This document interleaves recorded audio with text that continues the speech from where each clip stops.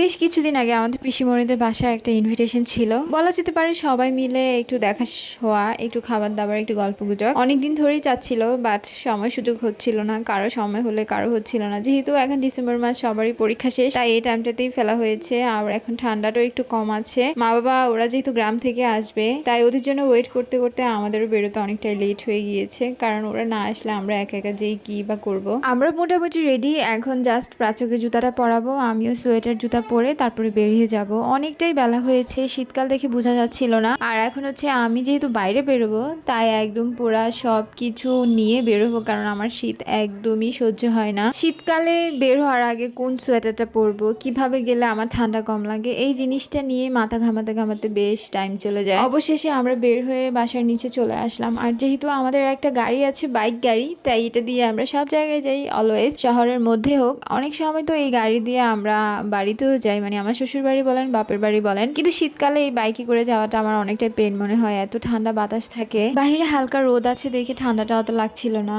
আর এখন এসে দেখি আমার মা বাবা ওরা সবাই চলে এসেছে, সবাইকে একসঙ্গে দেখে আসলে ভালোই লাগছিল। আর মা বাবা যখনই আসে তখনই প্রাচ্যের জন্য কিছু না কিছু নিয়েই আসে। ও খাবার জিনিস অতটা পছন্দ করে না, তাই ওর জন্য হচ্ছে মা বাবা আসলে ছোট ছোট কয়েকটা গাড়ি নিয়ে আসে, তাহলে ও বেশ খুশি হয়। তারপরে যেহেতু অনেকটাই বেলা হয়েছে, তাই ভাবলাম যে সবাই মিলে খেতে বসে যাই। যাওয়ার কিছুক্ষণের মধ্যেই আমরা সবাই খেতে বসেছি, যেহেতু মানুষ অনেক, তাই এইসব প্রোগ্রামে আমাদের নিচে বসে খাওয়াটাই বেশি ভালো লাগে, সবাই মিলে একসঙ্গে। আর আমরা যেহেতু বাঙালি, কথা বলা ভাত খাওয়ার সময় একদম আবশ্যক একটা ব্যাপার। আমি আমার মা আর কাকির মাঝখানে বসেছি, আগে আমি খাবো তারপর বাচ্চাকে খাওয়াবো। আর এখানে বেশ কিছু আইটেম করেছি। প্রথমে ডিম ভর্তা দিয়ে স্টার্ট করলাম, সাথে ছিল মাছের ভাজি, ছিল পালং শাক, ছিল শুটকি বোনা, তার সাথে কাঁচামরিচ, পেঁয়াজ, শসা তো থাকেই। তারপরে এক এক করে শুরু হলো আরো কিছু আইটেম। ট্যাংরা মাছ ছিল, চিংড়ি মাছ ছিল, রোস্ট ছিল, হাঁসের মাংস ছিল, ডাল ছিল, সবকিছু মিলিয়ে ভালোই লাগছিল। বাট আমি যেহেতু এক দুই আইটেমের বেশি খেতে পারি না, তাই সবকিছু টাচ করতে পারিনি। চারটা আইটেম আমি মিস করে গিয়েছি। আমি মাংসের মধ্যে শুধুমাত্র হাঁসের মাংসটা খেয়েছি, যেহেতু এটা অনেক বেশি পছন্দের আমার। যে কোনো মাংসের থেকে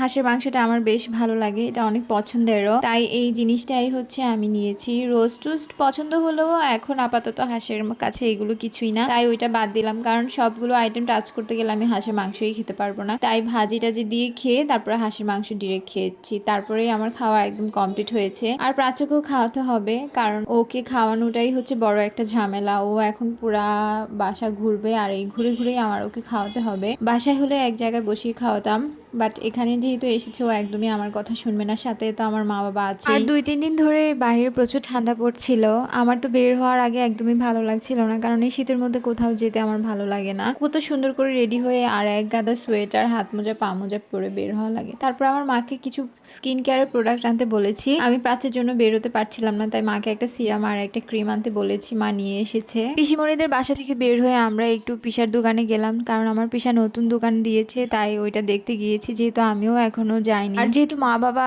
এই প্রথমবার এসেছে, তাই ভাবলাম আমিও একটু দেখে আসি। আর এখানে ওই দিনের কিছু সুন্দর ছবি রেখেছি তোমাদের জন্য, আশা করছি তোমাদের ভালো লাগবে। তো আজকের মতো এখানেই শেষ করে দিচ্ছি, নেক্সট ব্লগে আবারও দেখা হবে।